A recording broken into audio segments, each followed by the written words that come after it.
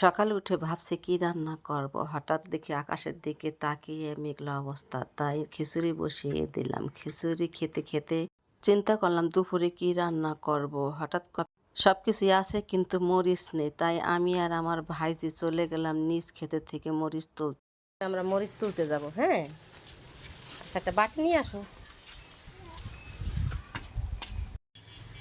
আসো, নামো, আসো। এই যে গাছ আমাদের, মাশাআল্লাহ। দেখো তাসফিয়া, সুন্দর মরিচ হয়েছে। এই যে দাঁড়াও, তুমি দেখো না, আমি দেখেই করি। বিসমিল্লাহ। প্রথম গাছের মরিচ আমরা তুলতেছি গাছ থেকে। নাও, এই যে নাও। আলহামদুলিল্লাহ।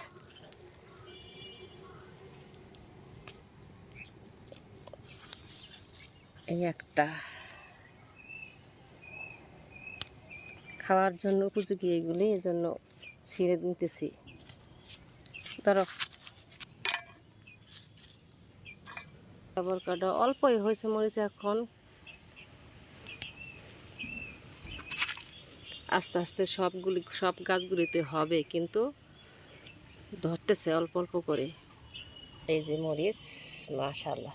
তাসফিয়া, এত সুন্দর মরিচ, এগুলিতে চলবে? দেখো তো, আর নিবা না? এগুলি হবে? আচ্ছা, ঠিক আছে, চলো তাইলে। হ্যাঁ হ্যাঁ, আস্তে আস্তে এদিক দিয়ে আসো। আরে দাও। রান্না বসানোর আগে 3 পিসগুলি এক নজরে দেখিয়ে দিতেছি। যার যেটা ভালো লাগে স্ক্রিনশট দিয়ে রাখবেন, নাম্বার দিয়ে দিব, হোয়াটসঅ্যাপে যোগাযোগ করবেন। এটাই হবে রেসিপি। পেঁয়াজ মরিচ কোটা হচ্ছে।